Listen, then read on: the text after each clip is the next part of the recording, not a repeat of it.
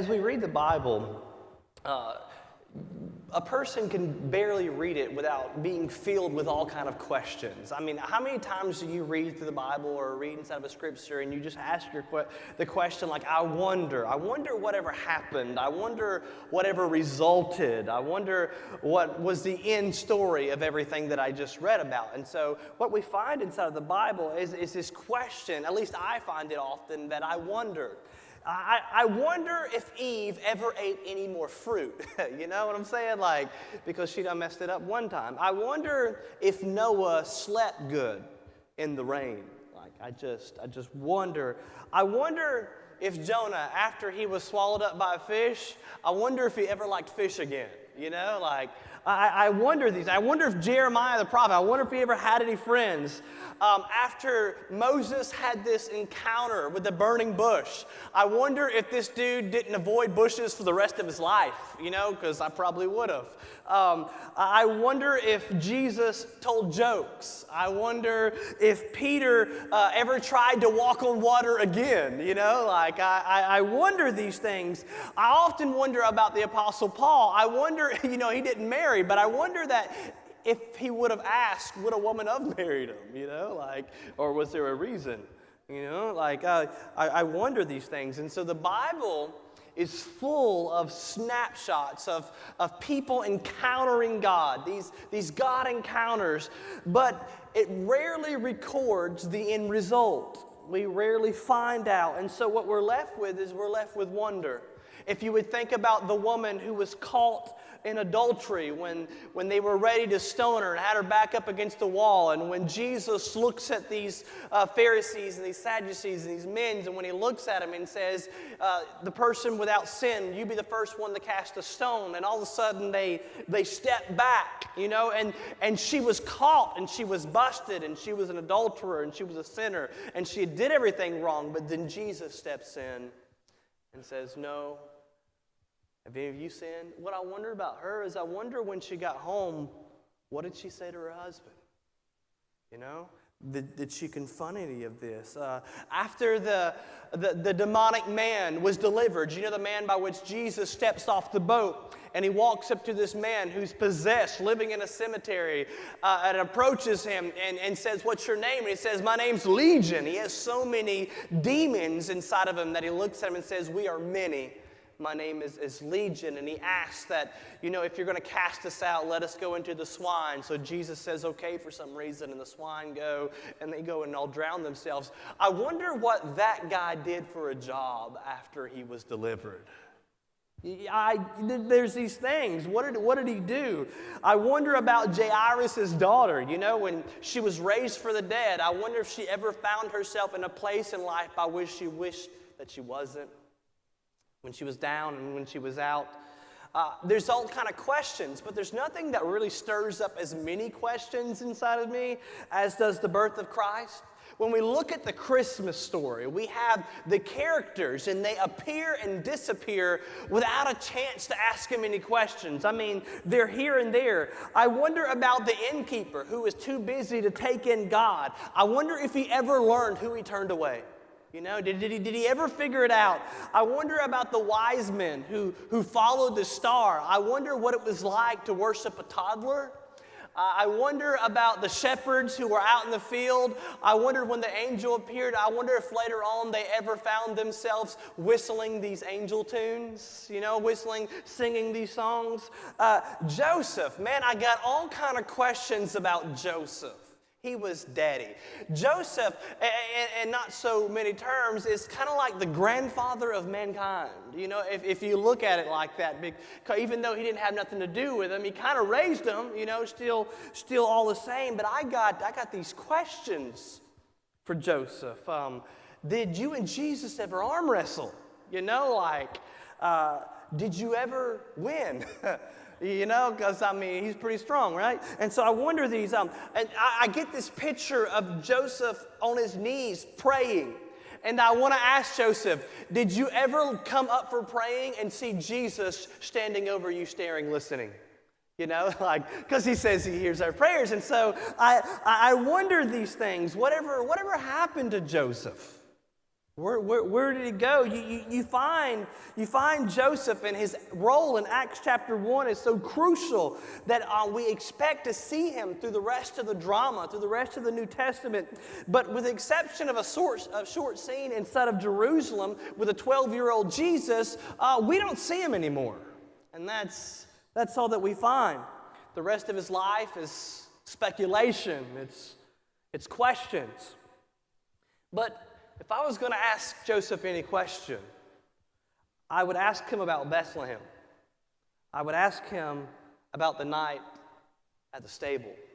I want to know, what were you thinking when Jesus was being born?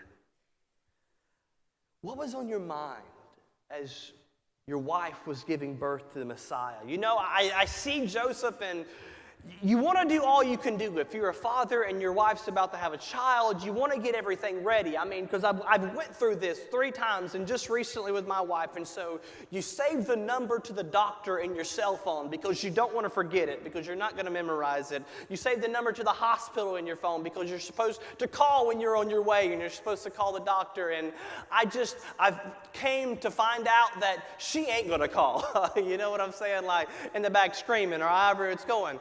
And so you save all these numbers, and then you pack the bags beforehand. Before you ever leave, you're helping your wife pack your bags because you know she's going to forget your razor. Like, you know she is, and you're going to be there a couple of days. And so you're helping out with all of this. And so you have Joseph, and he's done all that he can do. He's heated the water. He's fluffed up the hay as much as he can fluff up the hay. You know what I'm saying? He's done all that he could do so Mary would have a place to lie. And all of a sudden, he made Mary as comfortable as she could be inside of a barn, and then he steps out. And I wonder, when he steps out, did he pray? What would Joseph's prayer sound like? What would it be like in that moment?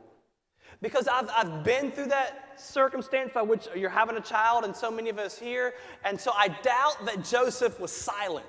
You know, like, I doubt that he was just not doing anything. If he's anything like me, the dude's pacing, you know what I'm saying? And he's nervous, and he's thinking, and he's talking, and he's praying. I always get giggly and get excited. Everybody experiences the birth of your children a little bit different. I get excited and giggle. Starla cries and yells at me. We got all kind of different things that go on. I remember every single time, the first birth of the child, I was just laughing, and I was excited. The second one, like, I remember I FaceTimed somebody. I was so excited, you know. Well, Starla was not happy about that. You know what I'm saying? Like, she's sitting there screaming. I'm FaceTiming her buddy and doing it. And this third one that we just had, like, I was taking pictures the whole time. And I got some really rad pictures because I'm so excited. But, you know, I wonder, Joseph, man, I see him animated if he's like me. I see him walking back and forth. I see him excited. I see him scared. And I wonder what's in his mind. I wonder what's he praying, what's he saying. Here's what I hear. If I'm him, I would be something like this. It would be like, hey, this isn't the way I planned it, God. Not at all. Not my child being born in a stable.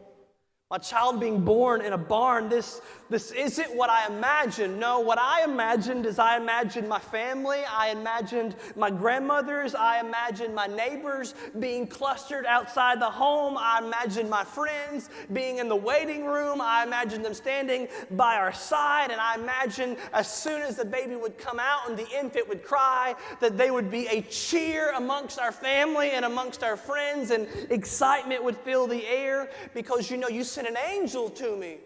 And when you sent this angel to me, he spoke of a son being born. And this isn't what I pictured, because this isn't just anybody. This is Jesus we're talking about. So when I thought of Jesus being born with my wife, I imagined Jerusalem. I imagined a temple. I imagined priests being around. I imagined people being gathered around to watch. Man, a pageant perhaps, a parade, a banquet at least. I mean, come on. We're talking the Messiah here is being born. And so he what did he imagine? And then all of a sudden he would stop and he would say, oh my, I did it again, didn't I, God? I did it again, Father. I don't mean to do that, God. I'm sorry. I keep on doing this. I just forget that he's not my son. He's yours. The child's yours, the plan is yours, the idea is yours. And forgive me for asking, God, but is this how he comes into the world? Is this how the Messiah is born? Any minute now, Mary's going to give birth to a son, but not just a child. This is the Messiah, not just an infant, but to God. This is who she's going to birth. And that's what the angel said would happen. And this is what Mary believes. And this is what, well, God, this is what I want to believe. This is really what I want to believe, but it's so crazy. Can't you understand where I'm at, God? Can't you understand my struggle? Because it seems so bizarre. God, I'm a carpenter. I measure twice, cut once. I pop lines. I look at the plans before I ever start building. I look for the plumb line. I'm trying to do everything right. I'm trying to make everything even. I'm trying to make it perfect. I'm a builder, God. This is who I am, but this time, I'm not the builder, am I? This time I'm just the tool. I'm a hammer in your grip. I'm a nail between your fingers. I'm the chisel in your hand. This project, it's your project, God. It's not mine. And so I wonder, did Joseph ever pray a prayer like that? You know, we think prayers are these wonderful verbiages, but honestly, there's this conversation between you and God. And so I wonder if he found himself outside of a stable and just lifting his questions and his frustrations and his excitement. And I wonder, did you ever ask God any of these questions? Did you ever pray such a prayer? Maybe he did, maybe he didn't. I don't know. But you probably have, because I know I have. You stood where Joseph stood, caught between what God says and what makes sense. You've done what he's told you to do, only to wonder if, God, was it even you that was speaking to me in the first place? I mean, you stare into this blackened sky that's filled with doubt, and it's filled with questions, and you're trying to make sense of life, and you're trying to figure out circumstances, and you're trying to reason out why on earth these things are going on inside of my life, you know? And all of a sudden you ask the questions that Joseph asked. You ask, God, am I even on the right road still? God, am I even heading the right direction? I mean, did you turn left and did I turn right? I mean, I'm trying to do everything the best that I can, God. I'm trying to be the father that I need to be. I mean, what kind of father am I anyways? My wife's in a barn. You know, and so we ask ourselves these questions. God, where am I? I wonder why God does things the way he does them. You ever found yourself there? Questions just racing and they're just running through your mind. I heard an author put it this way: what do you do when you follow a star, find a stable? You know, you have this idea of your life, of how things would work out. You have a plan in your head by which this is the way that the Lord wants me to do. Maybe the Lord spoke to you. Maybe you heard it deep down inside of your heart and you know, this is the call of my life. This is the purpose of my life. This is what the Lord wants me to do. And so you take the risk and you step out and you simply go and you're following a star. And you just know that when you find the star, it's going to lead you to a palace. It's going to lead you to a priest. It's going to lead you to people who are celebrating with banquets and parades and festivals. You just know that this is what it's going to turn out like. But all of a sudden, as you follow the star and as you endure the struggles and you go through the hard times and you find yourself frustrated and you go through failures, but every now and then you find yourself with a victory. And as you look at the star, the moment comes by which you stand under the star, and when you look at where you came, you're not seeing a palace, you see a stable. Do you hear me? I thought that when I went into college that it would lead to this job and it would lead to this career and my life would look like this and my family would happen here. But all of a sudden you got the job, but the job let you go. And all of a sudden you found the woman, but you ended up divorced. All of a sudden you had the child, but you lost the child. And all of a sudden you're following after a star. You're following after a purpose. You're going after a plan. But my life, it's not turning out the way that I thought it would. This isn't how I pictured it. This isn't where I thought I would be at this age. This isn't what I thought I would do, and I wasn't looking to still going through these struggles. Are you hearing me? I'm following a star, but God, I keep finding a stable. And so you would ask yourself, what do I do?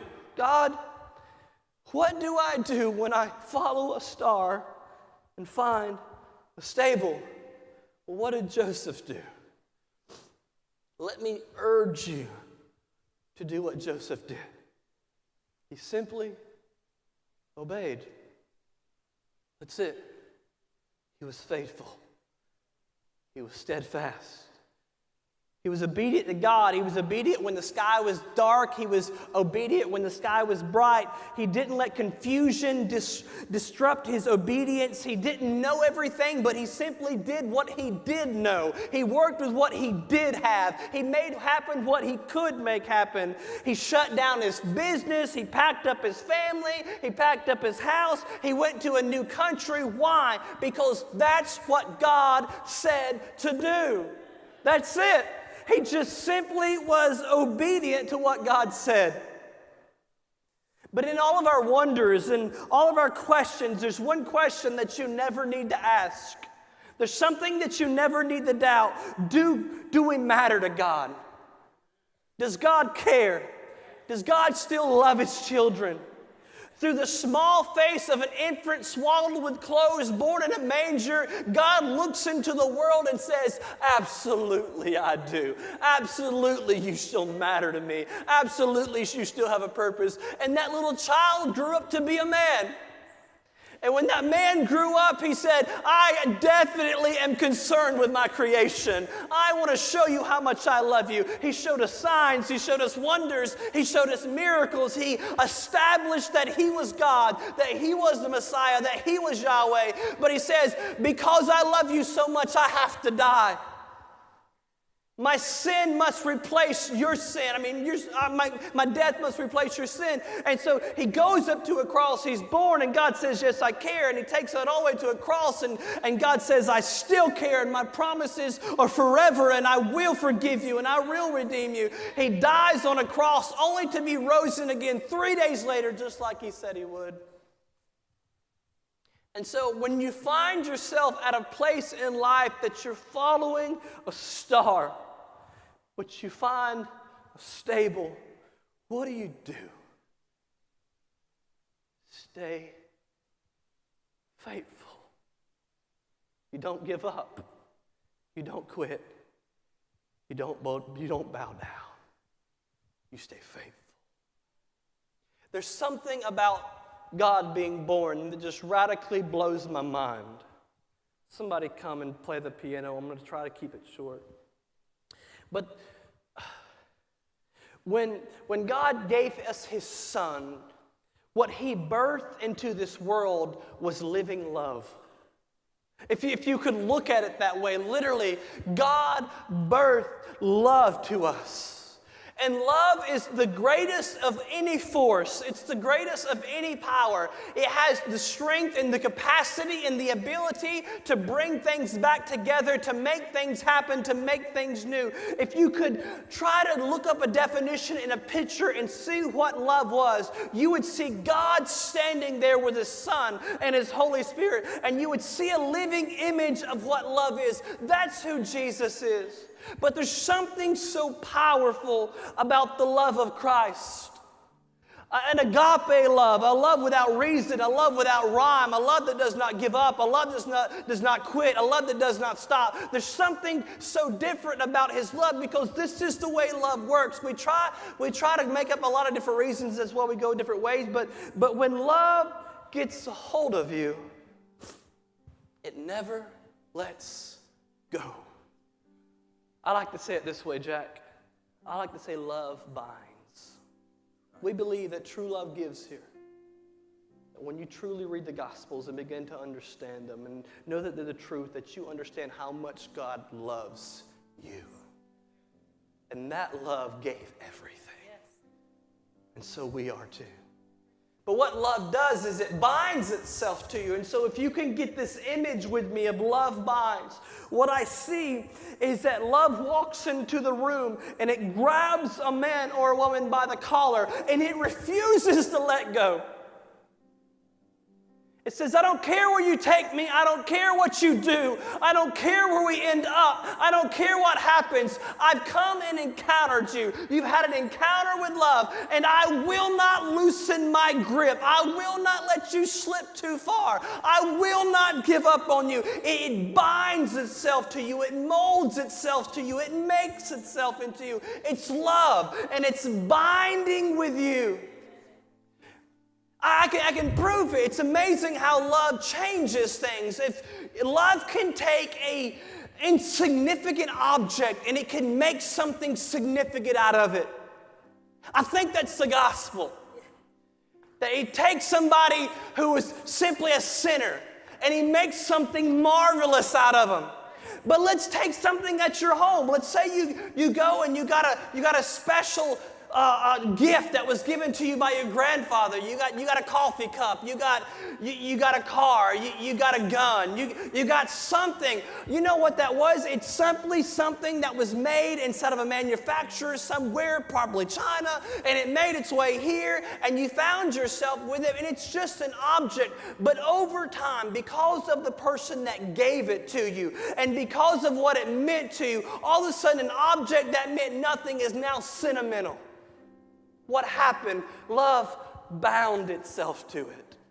Have you ever tried to go through your sheds and go through your drawers and go through your stuff and you just couldn't throw stuff away? I have. Ask my wife. We got a chest of junk that I don't understand why we got. But it's her stuff.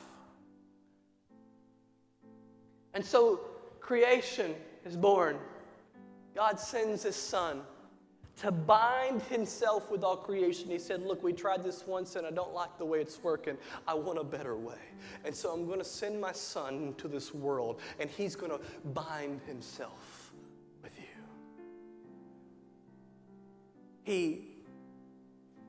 But through the Holy Spirit, conceives Himself inside of Mary. And if you've ever had a child, it's interesting to me how that works.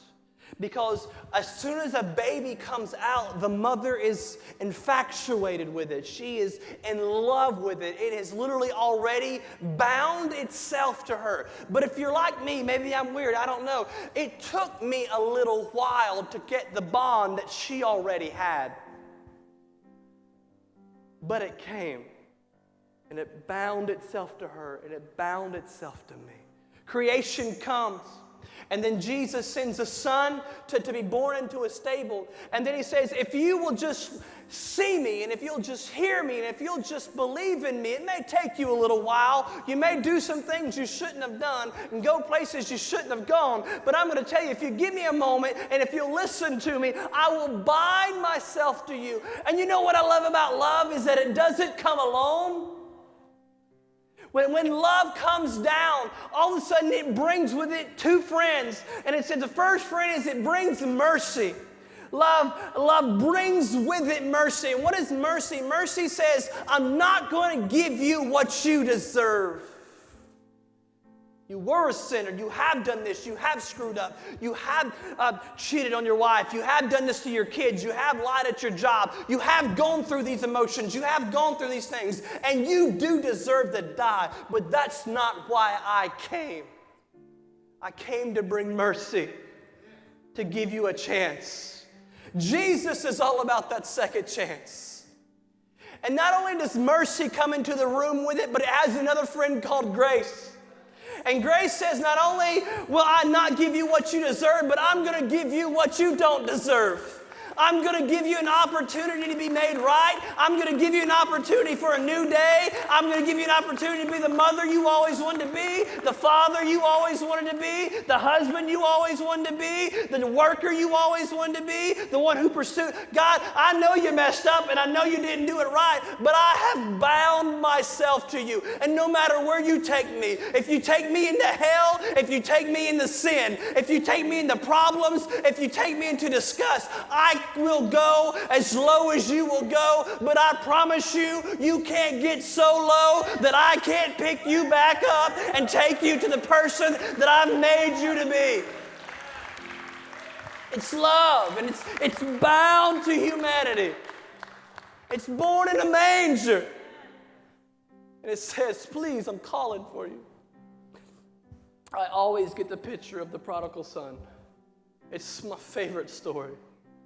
But it's this image of love that this young man thought he knew what he was supposed to do, thought he was old enough, thought he was man enough, thought he was wise enough, had money, had a little bit of position, had a little bit of popularity. Takes his money from his father, dismisses him, says, I want to have nothing to do with you. Walks out, goes to a foreign land and squanders his fortune with unrighteous living, just doing things that he shouldn't have done. But what do you find? You find himself coming to the realization that, hey man, what I thought my life was going to be, this isn't it. What I thought I was going to do, I'm not doing it. And I'm at a place that I don't like, and I'm too embarrassed. My pride's honestly built too much to just go back to daddy, to just go back to love. So I'm going to go work for some pigs. Even though I'm not supposed to touch them, I'm going to go feed them. And he finds himself at the lowest point of his life. And then he comes up with a plan, with a scheme, because he knows his daddy loves him. Why? Because love endures all things. Love always wins. He knows that love's still there waiting on him. That's why he thought I can go home. That's why he thought I can go back to daddy. But you know, he said, I'm not just going to go back to daddy as I was with the inheritance. He said, I'm just going to go back and let me be a servant. Just let me work. Let me make the wages. Let me live out there in servants' quarters. I'm not asking for anything more. So he makes up this plan and he heads back home. But when he gets home, he finds love waiting for him. And love, here's the way love works, is if love sees you walking towards it, it runs to you.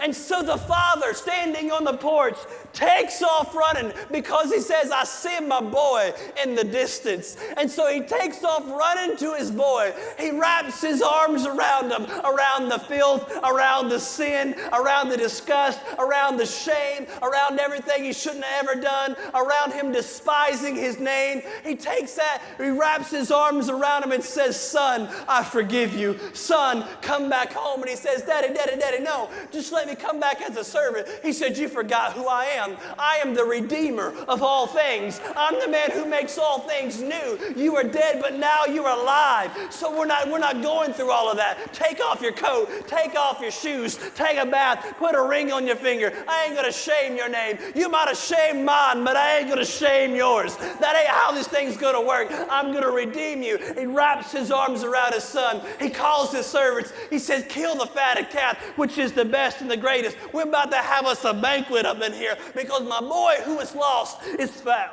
and he's home. Do you see the picture of love? It's exactly what Jesus did. He's the Father who's standing, who's waiting, who's calling, who's pleading.